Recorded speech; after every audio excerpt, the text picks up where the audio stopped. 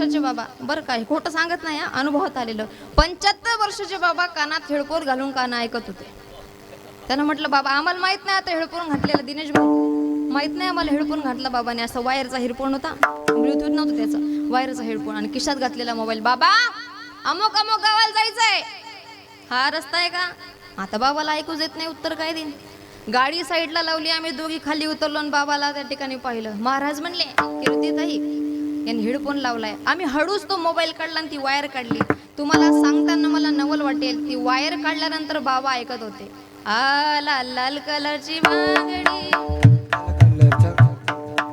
आम्हाला प्रश्न पडला, म्हटलं बाबा तो अर्धे लाकडं नदीवर गेले तरी बांगडी राहिलीच काय? हो महाराज, मोबाईलने इतके माणसं वेडी केली, तुम्हाला सांगते बघा. हेडफोन लावून लोक काय ऐकतील याचा भरोसा नाही. भरोसा ज्याचे गरजता पवाडे, कडी काढ पाया पडे, तो हा पंढरीचा राणा, पुसा सहा चौवठरा जना. प्रस्तुत प्रप्तस्थळी प्रप्त प्रसंगी चिंतन रूपी सेवेकरता निवडलेला अभंग. यश यावत भूतलावर जन्माला आलेल्या जड जीवांच्या उद्धाराकरिता आपला देह अखंड जिजवणारे वितराग संपन्न पंचमवेद निर्माते महाराष्ट्र भूषण सकल कंठभूषित ज्ञानेश प्रिय साधू, ज्यांच्या अमृतवाणीला आज वारकरी संप्रदायाच्या दृष्टीने सूर्याची प्रखरता, चंद्राची शीतलता, वेद मंत्राची पवित्रता, गंगेची सुचिता, आईची वात्सल्यता अशी उपमा दिलेली असून देवमान्य संत, संत मान्य संत, जगतमान्य संत, संत सम्राट विश्ववंत ज्ञानोबारायांना सुद्धा प्रिय असणारे ज्ञानेश प्रिय साधू जगद्गुरु श्री तुकोबाराय यांचा 4 चरणाचा गाथेतला आणि भगवंताच्या सामर्थ्याचं वर्णन करणारा अभंग आजच्या सेवेकरता निवडलाय. विठ्ठल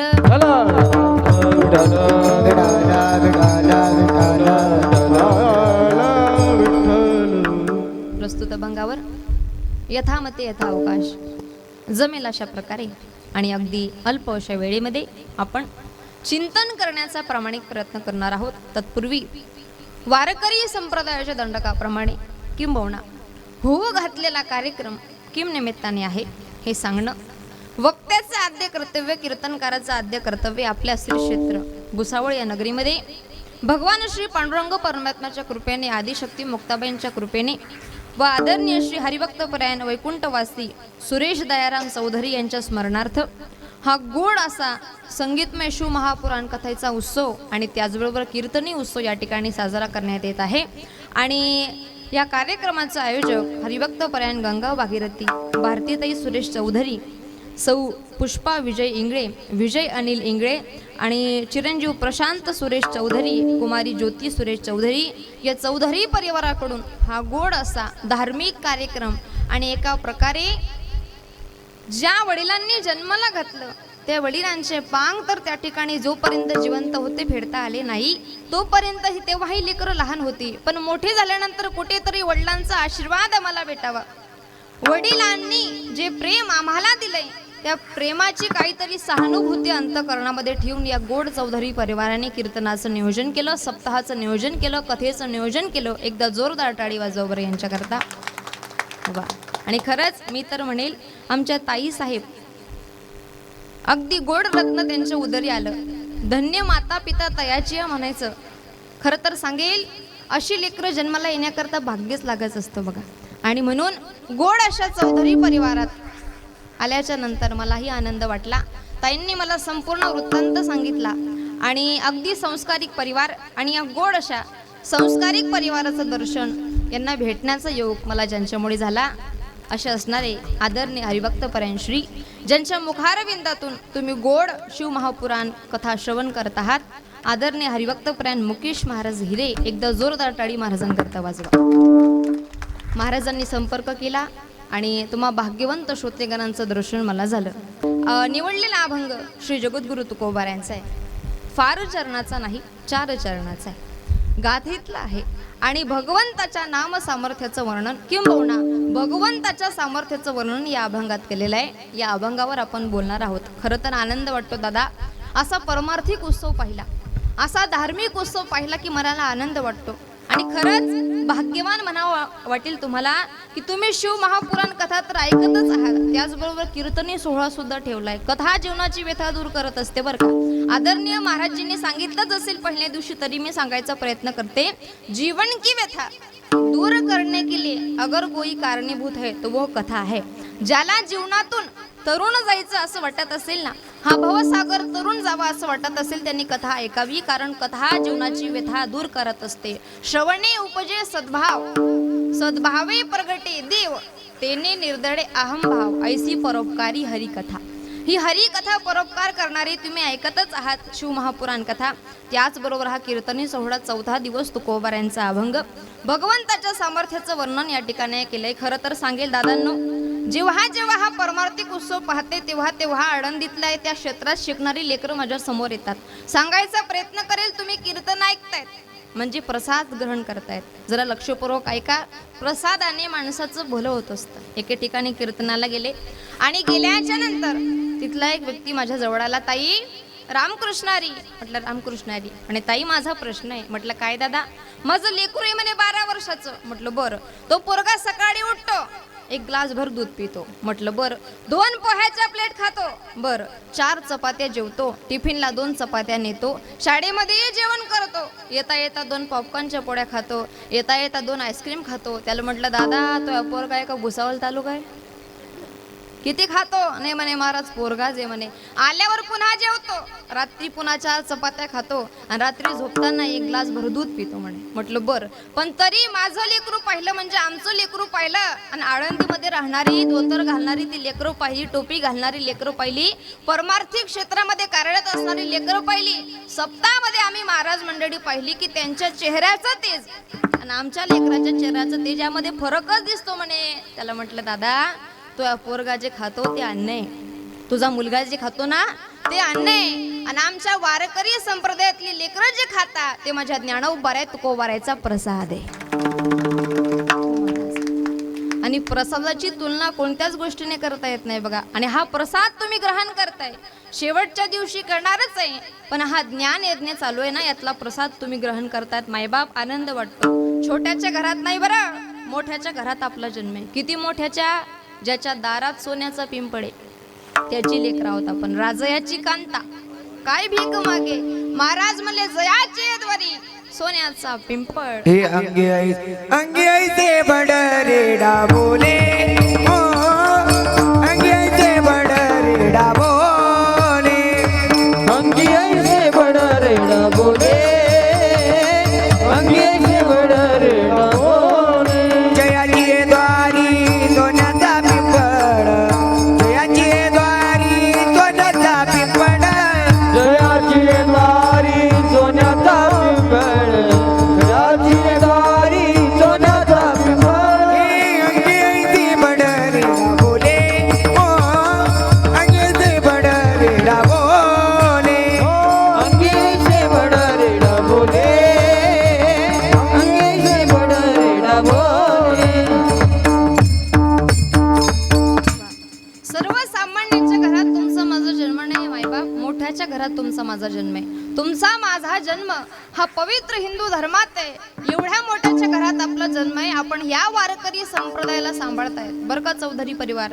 ज्या वारकरी संप्रदायावर तुमची निष्ठा आहे ना, तो काही साधा सोपा आणि सहज भेटणार नाही. हा वारकरी संप्रदाय भव्यतेकडून दिव्यतेकडे नेणार आहे, अज्ञानाकडून ज्ञानाकडे प्रवाहित असलेला आहे, आणि अंधकारातून प्रकाशाकडे वाटचाल करणारा संप्रदाय म्हणजेच वारकरी संप्रदाय. त्याच्यावर तुमची निष्ठा आहे. दादा ताई मोठ्या घरात आपला जन्म आहे सांगायचा प्रयत्न करेल. माझ्या समोर बसलेली सगळी मंडळी सुज्ञ आणि ट्रेंडिंगचा विषय प्रत्येकाला माहिती असतो बघा. ऐका, माझ्या समोर बसलेली सगळी मंडळी सुज्ञ. आपण शहरी भागात राहतो. माझा प्रश्न असेल तुम्हाला, सोपा प्रश्न बघा. एखादा पिक्चर जर का आता नवीन टॉकीजला आला, त्या पिक्चर मधलं गाणं जर आपल्याला आवडलं तर आपण सहज ते 1 महिना ऐकतो, बरोबर आहे. जास्त आवडलं तर 2 महिना ऐकतो, बरोबर आहे ना. असं हो नाही काहीतरी म्हणा, अशा माना हलवा हे का नाही. मी काय बोलते कळतंय ना, अजिबात टेन्शन घेऊ नका, बरोबर आहे. एखादं गाणं आवडलं की आपण ते 1 महिना ऐकतो, अति आवडलं तर 2 महिना ऐकतो, अति मनाला भावलं तर 3 महिना ऐकतो. पण महिला मंडळ चौथ्या महिन्याला ते गाणं ऐकायची इच्छा होत नाही. बरोबर आहे ना? ऐका, एखादं गाणं आवडलं ते गाणं आपण 1 महिना ऐकतो, जास्त आवडलं 2 महिना ऐकतो, अति आवडलं 3 महिना ऐकतो, पण चौथ्या महिन्याला ते गाणं ऐकायची इच्छा होत नाही. माझा वारकरी संप्रदाय किती मोठा ऐका, आज 750 वर्ष झाली तरीही ज्ञानोबाऱ्यांचा हरिपाठ या नरदेहाला बसल्या जागी डोलवतो. ही वारकरी संप्रदायाची क्रांती आहे. ही क्रांती वारकरी संप्रदायाची. आणि याच मोठ्या झाडाखाली तुम्ही आम्ही वाढत आहोत. मायबाप, आनंद वाटतो. आणि ही काळाची गरज आहे. असे उत्सव करणं फार गरजेचं आहे. धार्मिक उत्सव करणं फार गरजेचं आहे. आणि आताच्या पिढीला या गोष्टी शिकवल्या पाहिजे. लहान लहान लेकरं समोर बसली, त्यांना कळत नाही बरं का ज्योतिताई, टाळ करत नाही, पखवाज कळत नाही, विणा कळत नाही. पण जेव्हा तुमचे लेकरं टाळ पाहतील, पखवाज पाहतील, विणा पाहतील, त्यांना नाही कळत, नसू द्या त्यांना नाही कळत, पण त्याचा आदर्श घेऊन ती लेकरं पुढच्या जीवनाची वाटचाल करतील. आणि आज महाराज जीवन जगत असताना धार्मिक कार्यक्रमाला लेकराला आणलं ना, तर त्यांनी एक वाक्य घरी नेलं पाहिजे. कोणतं? अरे वीर शिवा राणा प्रताप का गूंज उठा वो नारा है. वीर शिवा राणा प्रताप का गूंज उठा वो नारा है. गर्व से कहो हम हिंदू है, हिंदुस्तान हमारा है. शिकवलं पाहिजे आपल्या लेकराला. आणि आज ही काळाची गरज आहे. म्हणून ताईंनो, हा गोड असा धार्मिक उत्सव तुम्ही साजरा करतात. तुकोबाऱ्यांचा अभंग आज चौथ्या दिवशी निवडला. योगायोग बघा, चरण सुद्धा किती आहेत? 4 चरणाचा अभंग तुकोबारे अभंगात बोलतात, बाबा रे, त्या भगवंताचं चिंतन करा, त्याच्या नावाचे पोवाडे गा. जर त्याचं चिंतन केलं तर माणसाला फलश्रुती प्राप्त होत असते. त्याचे पोवाडे गायले का काळ आपल्या पाया पडत असतो. मी सांगायचा प्रयत्न करेल, माणसाने चिंतन करावं, माणसाने भजन करावं, माणसाने नामचिंतन करावं. जर भगवंताचं नामचिंतन आपल्याकडून होत असेल तर स्वतःला भाग्यवान समजलं पाहिजे. ही कीर्तन परंपरा म्हणजे एकाची नाही, एवढी जुनी परंपरा की पहिलं कीर्तन माझ्या नामदेवराय महाराजांनी केलं. कुठे? वाळवंटामध्ये. वाळवंटामध्ये पहिलं कीर्तन माझ्या नामदेवराय महाराजांनी केलं ना, अभंगाची चाल म्हणण्याकरता. बरं का रामकृष्ण महाराज, अभंगाची चाल म्हणण्याकरता ज्ञानोबा आहे. आणि तुम्ही ही चाल म्हणा असं सांगण्याकरता संत जनाबाई महाराज होते. हो, गोड प्रमाणे. नामदेव कीर्तन करी पुढे देवनाचे पांडुरंग. नामदेव कीर्तन करी पुढे देवनाचे पांडुरंग. नामदेव कीर्तन करी पुढे देवनाचे पांडुरंग. नामदेव कीर्तन करी पुढे देवनाचे पांडुरंग. जनी म्हणे ज्ञानदेवा बोला भंग. जनी म्हणे ज्ञानदेवा बोला भंग. जनी म्हणे ज्ञानदेवा बोला भंग. जनी म्हणे नामदेवा बोला भंग. नामदेव कीर्तन करी पुढे देवनाचे पांडुरंग. नामदेव कीर्तन करी पुढे देवनाचे पांडुरंग. हो, नामदेव कीर्तन करी पुढे देवनाचे पांडुरंग. नामदेव कीर्तन करी पुढे देवनाचे पांडुरंग. एवढी मोठी ही कीर्तनाची परंपरा, चिंतनाची परंपरा. आणि खरं सांगेल महाराज, चिंतनाने काळ सार्थकी लागत असतो. तुकोबाराय महाराज म्हणतात, संत म्हणतात, काळ सारावा चिंतने, एकांत वासे गंगा स्नाने, देवाच्या पूजने प्रदक्षिणा तुळशीच्या. जरा लक्षपूर्वक ऐका महिला मंडळ, साधू संतांनी म्हटलं प्रदक्षिणा तुळशीच्या. कोणताही ग्रंथ उघडा, कोणतंही पुराण उघडा, त्या पुराणामध्ये आयुष्यात जीवन जगत असताना काही पूजन सांगितलंय, काही विधी सांगितले आहेत. एक बोलू माझ्या ताईंनो, कीर्तन ऐकताय तुम्ही, हे सुद्धा तुमचं पुण्य आहे. ऐका, एका ग्रंथात वाचलं होतं, अरे तुळशीला घातलेलं पाणी, ऐका ऐका, तुळशीला घातलेलं पाणी, गाईला चारलेला घास, साधू संतांची केलेली पूजा, माय बापाची केलेली सेवा आणि कीर्तनात बसून वाजवलेली टाळी आयुष्यात कधीच वाया जात नाही. वाचलं होतं. आणि म्हणून महिला मंडळ, ज्याला ज्ञान पाहिजे ना म्हणे, त्यांना अभ्यास करावा. ज्याला ज्ञान पाहिजे त्यांना अभ्यास करावा. ज्याला शरीर चांगलं पाहिजे त्यानं व्यायाम करावा. ज्याला पैसा पाहिजे त्याने उद्योगधंदा करावा आणि ज्याला जीवनात समाधान पाहिजे ना त्याने कथा आणि कीर्तन ऐकावं मॅम, ऐकलं पाहिजे. हो, सांगायचा प्रयत्न करेल. बघा, चिंतन माणसाच्या जीवनात फार महत्वाचं आहे. खरं सांगू, चिंतनाने माणसाला समाधान प्राप्त होतं. 5 मिनिटापासून तुम्ही चिंतन शब्द ऐकतायत. महाराज, याची काही फलश्रुती आहे का नाही? सांगेल. आपल्याकडे सगळ्याही जगण्याकरता सगळ्या फॅसिलिटीज आपल्याकडे आहेत, पण आपण चिंतन न केल्यामुळे ते उपभोगू शकत नाही. असल्यावर सुद्धा आपल्या मनाला समाधान वाटत नाही. आज पैसा, प्रॉपर्टी, बंगले भरपूर आहेत, पण इथे अनेक लोक असे शोधून देईल मी ज्याच्या अंतःकरणात समाधान नाही. नेहमी चिंता आहे, नेहमी भीती आहे. मी सांगायचा प्रयत्न करेल ताईंनो, चिंतनाने होतं काय? मन शुद्ध होत असतं. आणि झालं असं, आपल्याकडे सगळी साधनं आहेत जगण्याकरता, पण तरी सुद्धा समाधान नाही. एक बोलू, ज्या संतांचा अभंग निवडला, ज्या साधू संतांच्या अभंगावर आम्ही कीर्तन करतो, त्यांच्यामध्ये आणि आपल्यामध्ये फार फरक आहे. किती फरक आहे सांगण्याचा प्रयत्न करेल. गोड अभंग आहे. दह्याची अंगी निघे ताक लोणी, एका मोले दोन्ही मागू नये.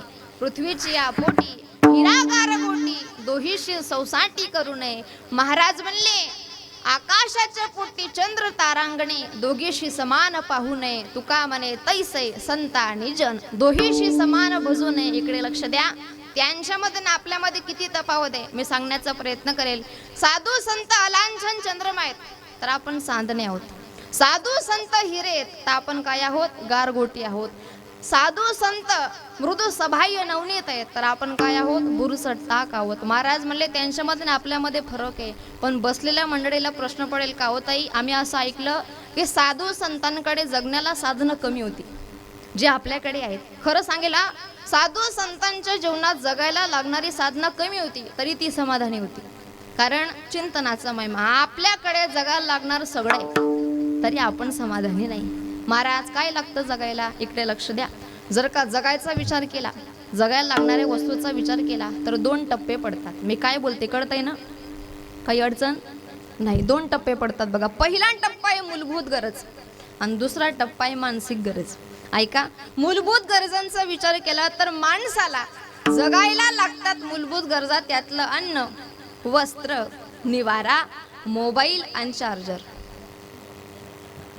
बरोबर आहे ना? हो महाराज, पुढं पुढं रेशन कार्ड, आता गहू तांदूळ भेटतात ना, पुढं पुढं मोबाईलचे वायफाय भेटते. बरोबर आहे ना? हो, मोबाईलने इतकी माणसं वेळी केली. महाराज, परवा दिवशी कीर्तनाला गेलो, गावाचं नाव सांगत नाही, कदाचित नातं नाही गेलं. बरोबर आहे ना? परवा दिवशी कीर्तनाला गेलो आणि फाट्यावर, असं फाट्यापासून मध्ये गाव होतं, आणि एक 75 वर्षाचे बाबा, बरं काय खोटं सांगत नाही, अनुभवात आलेलं, 75 वर्षाचे बाबा कानात हेडफोन घालून गाणं ऐकत होते. त्यानं म्हटलं, बाबा आम्हाला माहित नाही आता हेडफोन घातलेलं, दिनेश भाऊ माहित नाही आम्हाला हेडफोन घातला बाबाने. असं वायरचा हेडफोन होता, ब्लूटूथ नव्हतं त्याचं, वायरचा हेडफोन आणि खिशात घातलेला मोबाईल. बाबा, अमुक अमुक गावाला जायचंय, हा रस्ता आहे का? आता बाबाला ऐकूच येत नाही, उत्तर काय देईन? गाडी साईडला लावली, आम्ही दोघी खाली उतरलो आणि बाबाला त्या ठिकाणी पाहिलं. महाराज म्हणले, कीर्तीताई यांनी हेडफोन लावलाय. आम्ही हळूच तो मोबाईल काढला आणि ती वायर काढली. तुम्हाला सांगताना मला नवल वाटेल, ती वायर काढल्यानंतर बाबा ऐकत होते, आ लाल लाल कलरची बांगडी. आम्हाला प्रश्न पडला, म्हटलं बाबा, तो अर्धे लाकडं नदीवर गेले तरी बांगडी राहिलीच काय? हो महाराज, मोबाईलने इतके माणसं वेडी केली, तुम्हाला सांगते बघा. हेडफोन लावून लोक काय ऐकतील याचा भरोसा नाही, भरोसाच नाही. बघा बघा, विनोदाचा भाग बाजूला सोडा. लागतं काही सगळ्याला? अन्न, वस्त्र, निवारा, हा पहिला टप्पा. आणि दुसरा टप्पा आहे अन्न, मान आणि धन. जरा लक्षपूर्वक ऐका, थोडं जड जाईल पण सोपं करून सांगेल. हा ऐका, पहिला मुद्दा आहे अन्न, वस्त्र, निवारा, आणि दुसरा मुद्दा आहे अन्न, मान, धन. अगोदर अन्नाचा विचार करू. साधू संतांच्या जीवनात अन्न मुबलक आहे का आपल्या जीवनात अन्न मुबलक आहे, याचा आपण विचार करूया. अगोदर आपलं पाहू, आपल्या जीवनात अन्नाची कमतरता आहे का? बोला बोला. 2 वर्ष कोरोना आला, कोणी उपाशी मेलं का? नाही. म्हणजे अजून 1 वर्ष आलं तरी महाराज मागच्या म्हणतील, ताई नको नको, आता लई मास्क लावून हिंडलो, लई कान दुखायला लागले आमचे, आता नको. बरोबर आहे ना?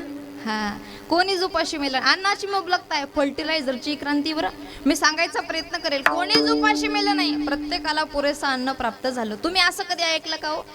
गेल्या 20 वर्षापूर्वी तुम्ही असं ऐकलं, या 20 वर्षामध्ये एखाद्याची बायको खायला न भेटल्यामुळं मेली, ऐकलं तुम्ही? खाऊन खाऊन बरेच लोकांची मेली असते. बरोबर आहे ना? पण खायला भेटल्यामुळे कोणाची बायको मेली बा असं ऐकलं नाही. अन्नाची मुबलकता आहे आपल्याकडं. साधू संतांच्या जेवणात ती नव्हती. श्री एके अन्न अन्न करिता मेली. महाराज तुकोबाराच्या पत्नीला खायला न भेटल्यामुळे त्यांचा जीव गेला. मी सांगायचा प्रयत्न करते काय, आपल्याकडे अन्नाची मुबलकता आहे, त्यांच्याकडे ती दिसून येत नाही. चला पहिला टप्पा संपला. दुसरा टप्पा वस्त्र. अगोदर तुकोबारांचं बघूया. संत महिपती बाबांनी तुकोबारांचं जे चरित्र लिहिलंय त्या चरित्रामध्ये एक विषय असा आहे, महिला मंडळ माझ्या तुकोबारांच्या पत्नीला नेसायला एकच साडी. हो महाराज, आई साहेब 30 धुवायच्या, पुन्हा ती वाळवायच्या आणि 30 नेसायच्या. हे कोणाच्या पत्नीचं सांगते मी? तुकोबारांच्या पत्नीचं, ज्यांच्या 5 अभंगावर आमचे बंगले, त्यांच्या पत्नीचं सांगते. ज्यांच्या 5 अभंगावर आमच्याकडे 25-25, 30-30 लाखाच्या गाड्या आहेत, त्यांच्या पत्नीचं सांगते मी. महाराज एकच साडी आई साहेबांकडे, 30 धुवायच्या 30 वापरायच्या. आपल्या जीवनात बाबा मी असं ऐकलं जुन्या काळामध्ये 3 भावात 1 शर्ट होता. बरोबर आहे ना? हो. आता आपले मोजच बसा तुम्ही. बरोबर आहे का नाही? आणि यांचा तर विचारच नाही. महाराज त्यांचं डायरेक्ट मोलच नाही करायचं. बरोबर आहे का नाही? आमच्याकडे एकीन धावत कपाट उघडलं. तिला लवकर जायचं होतं शॉपिंगला. धावत कपाट उघडलं आणि जसं कपाट उघडलं धब धब धब धब धब सगळ्या साड्या अंगावर दबून मेली. पाहता काय माझ्याकडे साड्याची कमतरता नाही महाराज. हो. जुन्या म्हाताराकडं कपाटी नाही. महिला मंडळ आता हे बसलेत ना, त्यांच्याकडे कपाटी नाही, जुने संदूक आहे. मग हे काय करतात, साडी काढायला संदूक उघडली आणि साडी काढून झाल्यावर मग ते झाकणच लागत नाही, साड्याच तेवढ्या. मग आजीबाई झाकणावर बसती तेव्हा कोंडा लागत. बरोबर आहे ना? हो. आपल्याकडे वस्त्राची मुबलकता आहे, त्यांच्याकडे ती नाही. चला पहिला मुद्दा झाला अन्न, दुसरा मुद्दा झाला वस्त्र, तिसरा मुद्दा आहे निवारा. आपल्याकडे राहायला सगळे घरं आहेत चांगली, विशेष गोष्ट सगळी उपलब्ध आहे. म्हणजे कूलर आहे, AC आहे, फ्रीज आहे, सगळ्या गोष्टी आहे. त्यांच्या आयुष्यात ते नाही. अक्षयी साचार केले साया साने घर. महाराजांकडे त्या फॅसिलिटी सुद्धा नाहीत. चला पहिला मुद्दा संपला, जे मूलभूत गरजा. अन्न भरपूर आहे, वस्त्र भरपूर आहे, निवारा सुद्धा चांगला आहे. पहिला मुद्दा संपला. दुसरा मुद्दा मानसिक गरजा, अन्न मान आणि धन. अन्न अगोदर पहिला आपण आता मान पाहूया. आपल्या जीवनात मान आहे महाराज. कसा? आता लग्नाचा त्या ठिकाणी उत्सव चाललाय, लग्न चाललंय जिकडे तिकडे. बरोबर आहे? लग्नात जर पाहिलं तर प्रत्येक माणसाला मान आहे. माझ्या ताईंनो, लग्नामध्ये एका माणसाला मान असतो बघा. तो माणूस इकडे ब्राह्मण बुवा आवाज देतात, चला नवरीचे नवरदेवाचे मामा. बरोबर आहे का नाही? मामाला मान असतो बघा. बरोबर आहे का नाही? हो. मग तो मामा येणार, अंतरपाठ धरणार. बरं, तो मामा येणार, अंतरपाठ धरणार, पण मामाची क्वालिटी पाहिली ना दादा, असे बरेच मामा पाहिले ज्यांना गटारीतून धरून आणावं लागतं. बरोबर आहे ना? हिसळून टोपी घालावी लागते. मामा आता उभे राहा. जिकडून ब्राह्मण बुवा सांगतात नवरीचे मामा, नवरदेवाचे मामा, स्टेजवर या. बरोबर आहे का नाही? यांना आठवलं सगळ्यांना बुवा आता. बरोबर आहे ना? आठवत असतं माणसाला, जे इतिहासात झालं ते आठवत असतं. महाराज लग्नाचा प्रसंग जवळ आल्याच्या नंतर मामाला तो मान असतो बघा. मामाची कॅटेगरी कशी असू द्या तरी मान आहे. बरोबर आहे का नाही? हो. लग्नामध्ये अजून एका व्यक्तीला मान असतो बघा. जेव्हा नवरदेव परण्या निघतो, परण्या म्हणतात ना आमच्या इकडं, शेवंती असं काहीतरी. हा बोलत चला बघा, तालुका बदलला की भाषा बदलते. बरोबर आहे ना? शेवंती ज्या वेळेस निघते, नवरदेव मंडपात येतो, तेव्हा नवरदेवाची आरती करण्याकरता आत्या असते. बरोबर आहे का नाही? काही भागात आत्या, काही भागात आकड सासू, असं काहीतरी. बरोबर आहे का नाही? मग जेव्हा ती आत्या आरती करते, आत्या आरती करत असताना आत्याला सुद्धा काय आहे? मान आहे. मान चाललाय बरं आपला. आत्याला सुद्धा काय आहे? मान आहे महाराज. आत्याला सुद्धा मान आहे. बरं आत्याची कॅटेगरी पाहावी तर 100 रुपयाची समय आणणार, पण 1,500चं पात्राची अपेक्षा करणार. बरोबर आहे ना? तशा आत्याला सुद्धा संसारात काय आहे? मान आहे. अजून सांगेल तुम्हाला, लग्न मंडपात एका चोट्टीला मान असतो. माहिती आहे का तुम्हाला? चप्पल चोरणारी मेवणी. बरोबर आहे का नाही? तिला सुद्धा मान आहे. नवरदेवाचा कान पकडायचा सुद्धा मान आहे. बरोबर आहे का नाही? कोणाचा? मेवण्याचा. बरोबर आहे? मान आहे महाराज संसारात. तो कोबाऱ्याला तो सुद्धा नाही. कोपला पाटील गावीची ही लोक, आता मज भीक कोण घाली. महाराज म्हणले आम्हाला मानही नाही. आणि दुसरी गोष्ट, धन धन प्रत्येकाकडे. आज प्रत्येकाच्या अकाउंटला, मी तर पाहिलं लाडक्या बहिणींच्या अकाउंटला मला वाटतं 25,000 पेक्षा जास्त पैसे असते. बरोबर आहे का नाही? हा हो. तर म्हणा मी नेणार नाही महाराज, मला माहिती आहे. कोणाकडे लक्षात आहे पैसे, कोणाच्या लक्षात नाही, तर कोणाच्या कोटीत आहे. बरोबर आहे ना? पैसे नाही असं नाही, धन नाही असा माणूसच नाही. तो कोबाऱ्याकडे ते सुद्धा नाही. मी सांगण्याचा प्रयत्न करते, जगण्याकरता जे माणसाला लागतं ते सगळं आपल्याकडे, तुकोबरायांकडे ते नाही, साधू संतांकडे ते नाही, तरी सुद्धा ते सुखी आहेत, समाधानी आहेत. आणि एवढं सगळं असून सुद्धा आपण दुखी आहोत. याचं कारण काय? याचं कारणच एक आहे, तुकोबरायांच्या आयुष्यात, साधू संतांच्या आयुष्यात चिंतन आहे, आपल्या आयुष्यात चिंतन नाही. चिंतने सरे तो धन्य धन्य काळ, धन्य धन्य काळ. चिंतने सरे तो धन्य धन्य काळ, तो धन्य धन्य काळ. सकळ मंगळ मंगळाचे, मंगळाचे. सकळ मंगळ मंगळाचे, मंगळाचे. सकळ मंगळ मंगळाचे, मंगळाचे. सकळ मंगळाचे, मंगळाचे. संसार साधू नाही हरिदासा, नाही हरिदास. संसार साधू नाही हरिदास, नाही हरिदास. संसार साधू नाही हरिदासा, नाही हरिदास. संसार साधू नाही हरिदासा, नाही हरिदास. चिंतने सरे तो धन्य धन्य काळ. चिंतने सरे तो धन्य धन्य काळ. चिंतने सरे तो धन्य धन्य काळ. चिंतने सरे तो धन्य धन्य काळ.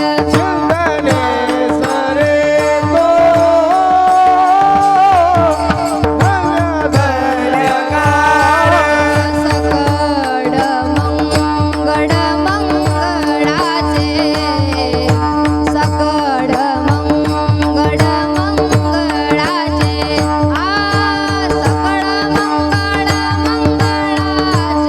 संसार संसार नाही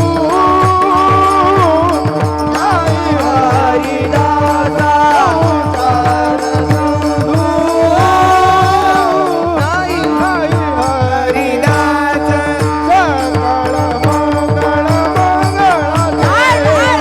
मंगळ मंगळाचे, सकळ मंगळ मंगळाचे. सकळ मंगळ मंगळाचे. संसार नाही हरिदासा. नाही हरिदासाचे, हरिदासाचे, हरिदासाचे. जोरदार टाळी वाजवायची. अशी एकदम टाळी नाही वाजवायची, थोडा विचार करायचा. त्याला पैसे लागतात ना. हो भुसावळ, बोला की. एवढी गोड चाल म्हटली माझ्या मागे, बरोबर आहे का नाही? असं प्रतिसाद दिला पाहिजे. कोणत्याही कार्यक्रमाला प्रतिक्रिया देण्यापेक्षा प्रतिसाद द्या. तुका म्हणे सत्य कर्मा व्हावे साह्य, घातलिया भय नरकास. चांगल्या कामाला कोणी गोड गायन केलं, बोलत चला ठीक आहे, छान आहे, भगवंताने हात दिले, टाळी वाजवू चला, त्यांनाही आनंद वाटतो, बरोबर आहे का नाही? एवढं गोड महाराजांनी पकवाज वाजवला, एवढं गोड माझ्या मागे गायन केलं, ही लहान लहान लेकरं इथं टाळ घेऊन उभी, किती छान वाटतं, बरोबर आहे का नाही? सांगण्याचा प्रयत्न करेल. चिंतन माणसाच्या आयुष्यात फार महत्वाचं आहे, ते केलं पाहिजे. खरं सांगू, काळा अनुरूप लोक बदलत आहेत. लोकांच्या आयुष्यामध्ये नवीन नवीन गोष्टी त्या ठिकाणी प्रवेश करत आहे आणि काळासकट माणसाने बदललं पाहिजे. कारण जो बदलतो तोच व्यक्ती पुढे जाऊन यशस्वी होत असतो. बदललं पाहिजे. पण खरं सांगू, बदलत असताना हा काळ बाबांनो चिंतनाने घालवा, भगवंताच्या भजनाने घालवा. एक गोड वाक्य माझ्या कानावर आलं. एक गोड कवी म्हणत होता, हा जमाने में बदल आज कल हो रहा है, जरा गौर से देखो तो सब पाप बढ़ रहा है. जमाने में बदल लाखों करोड़ों में कटती है गैया, कैसे खुश रहेगा बोलो किसन कन्हैया. जमाने में बदल आज कल हो रहा है, जरा गौर से देखो तो सब पाप बढ़ रहा है. जमाने में बदल, बदलतं आयुष्य. पण बदलत्या आयुष्यात सुद्धा माणसाने चिंतन सोडू नये. चिंतने सरी तो धन्य धन्य काळ.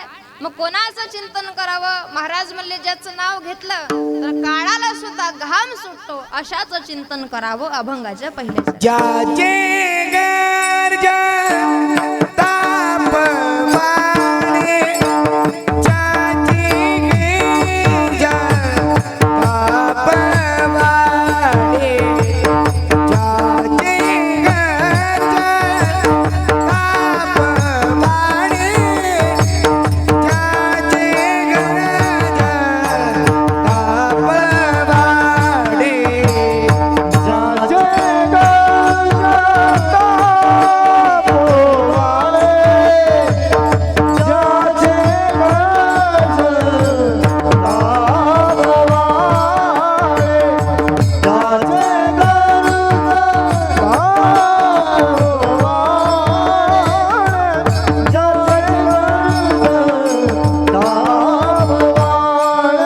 ज्याचे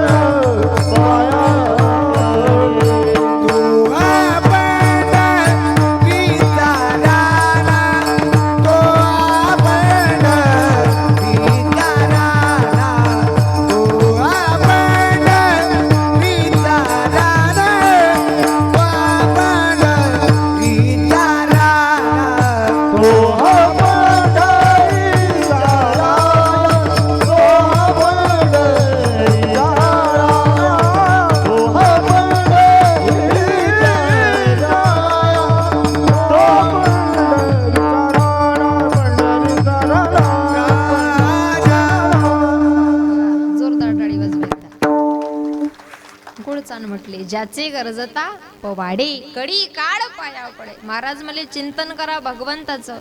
त्याचं जर चिंतन केलं ना महाराज, हा काळ आपल्या पाया पडतो. खरं सांगू तुम्हाला, माणसाच्या आयुष्यात भजन फार महत्वाचं आहे. मान्य आहे, काही लोकांना वेळ नसतो, ठीक आहे ना.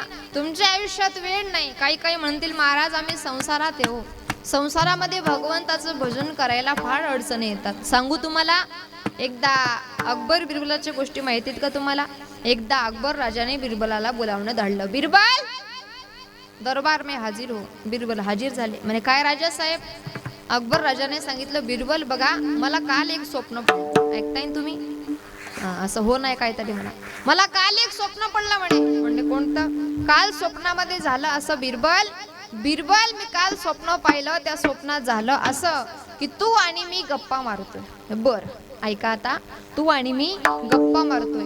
गप्पा मारता मारता मारता आपण एक जंगलात शिरलो. म्हणे बर, घनदाट जंगल होतं. म्हणे बरं राजा साहेब, दोघी इतक्या गप्पा मारत होतो, गप्पात एवढं रंगलो की जंगलामध्ये 2 खड्डे आले, पण ते आपल्याला दिसले नाही. म्हणे ठीक आहे, गप्पा मारताना एवढे रंगलो, समोर 2 खड्डे आले, आपल्याला दिसले नाही, आपण दोघीच्या दोघी खड्ड्यात पडलो. म्हणे बरं, पण झालं असं म्हणे बिरबल, मी ज्या खड्ड्यात पडलो तो खड्डा मधाने भरलेला होता म्हणे, आणि तू ज्या खड्ड्यात पडला तो खड्डा घाणेनं भरला होता म्हणे. आता बिरबलाला वाटलं राजासाहेब राजा आहे म्हणून मधाच्या खड्ड्यात आणि मी आहे म्हणून घाण्याच्या खड्ड्यात. आता बिरबल म्हणजे दुसरं समीर चौगुले. बरोबर आहे का नाही? जशास तसा ठोक्यास ठोका. बिरबल म्हणे आता याला बोलायचं तर खरी राजाला, पण राजाला डायरेक्ट बोलता येत नाही. राजा बोले, बरोबर आहे का नाही? असं डायरेक्ट बोलता येणार नाही. बिरबल हुशार. बिरबलाने युक्ती लावली म्हणे राजासाहेब काय अचंब्याची गोष्ट आहे, काय नवलाची गोष्ट आहे. मला सुद्धा काल असं स्वप्न पडलं. म्हणे असं काय झालं म्हणे स्वप्नात तुझ्या? म्हणे माझ्या स्वप्नात झालं असं, आपण दोघी गप्पा मारतोय, गप्पा मारता मारता जंगलात शिरलो. जंगलात शिरल्यानंतर गप्पामध्ये एवढे रंगलो, समोर 2 खड्डे आले, आपल्याला दिसले नाही. तुम्ही सुद्धा खड्ड्यात पडले, मी सुद्धा खड्ड्यात पडलो. तुम्ही ज्या खड्ड्यात पडले तो खड्डा मधाने भरला होता, मी ज्या खड्ड्यात पडलो तो खड्डा गाण्यानं भरला होता. पण माझं स्वप्न पुढे म्हणे. म्हणे कसं? आपण दोघी पुढे त्या खड्ड्यातून बाहेर आलो म्हणे. मग बाहेर आल्यानंतर तुम्ही तुमचा शेला व्यवस्थित केला, मी सुद्धा माझा शेला व्यवस्थित केला, आणि बाहेर आल्यानंतर शेला व्यवस्थित करून झालं असं तुम्ही मला चाटत होते आणि मी तुम्हाला चाटत होते. कळलं का तुम्हाला? बिरबलाचं जसं आहे तसं आपलं आहे. आपण सुद्धा गाण्याच्या खड्ड्यात पडलोय, म्हणजे संसारामध्ये पडलोय. गाण्याच्या खड्ड्यात पडून सुद्धा चाटतो काय, ही गोष्ट फार महत्वाची. जरी बिरबल गाण्याच्या खड्ड्यात पडला होता तरी मध चाखत होता. बरोबर आहे का नाही? तसा आपण सुद्धा संसार रूपी खड्ड्यात पडलोय, पण भगवंताच्या नावाचा रस चाखता आला पाहिजे. सेवितो हा रस वाटितो अनेक, सेवितो हा रस वाटितो अनेका, सेवितो रस वाटितो अनेका, सेवितो रस वाटितो अनेका, सेवितो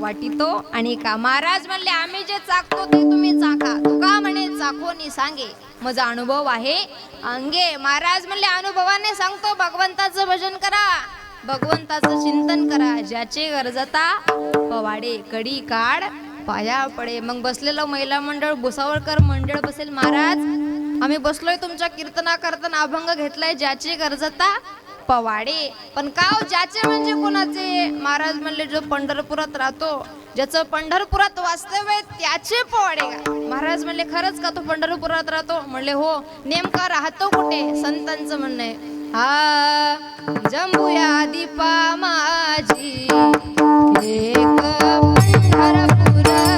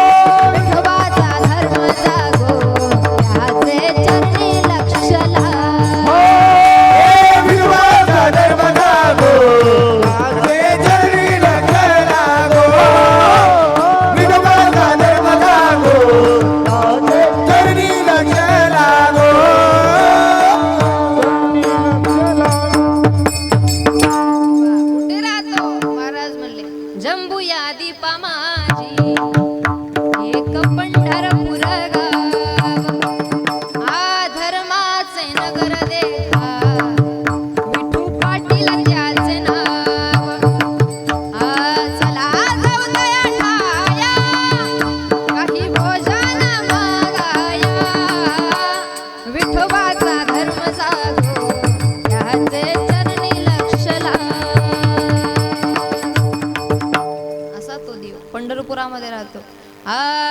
उभे पंढरीचे विटेवरी सावळे रूपळे चोरटे चिताचे. तो कोण आहे? पांडुरंग परमात्मा. महाराज म्हणले तो पंढरपुरामध्ये राहतो त्याचं भजन करा. महाराज म्हणले आम्ही दास कोणाचे? आम्ही दैवाचे दैवाचे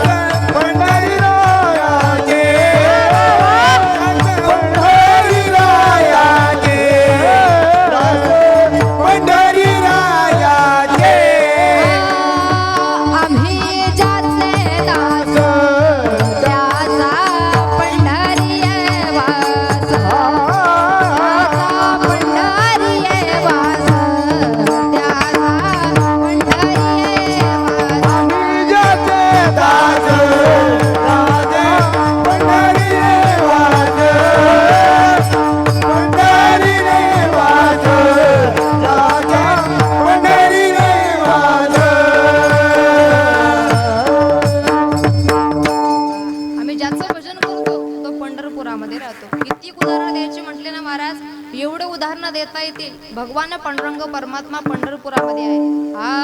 पंढरपुरी सानिळा लावण्याचा पुतळा विठो देखिला डोळा बाई वो वेधले वो मन तयाचे गुणी. महाराज तुम्ही म्हणताय ज्याचे गरजता पवाडे, मग ज्याचे म्हणजे कोणाचे? महाराज म्हणले जो पंढरपुरात राहतो ना त्याचे तुम्ही भजन करा, त्याचे पोवाडे गा अभंगाच्या दुसऱ्या चरणात.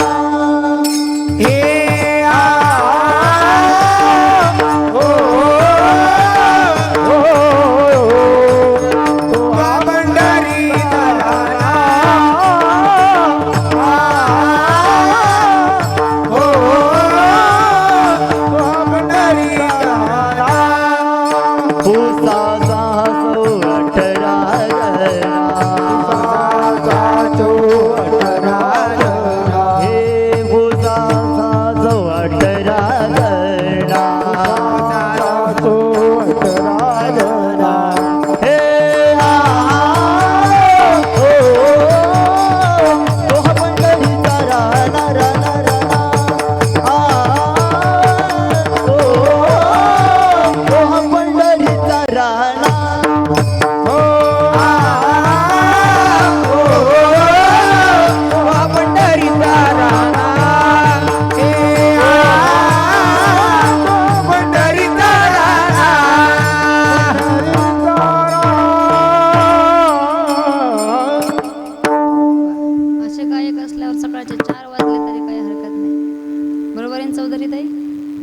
काय हो म्हणायला ते तर हो म्हणतील आमची जायची ट्रेन सुटून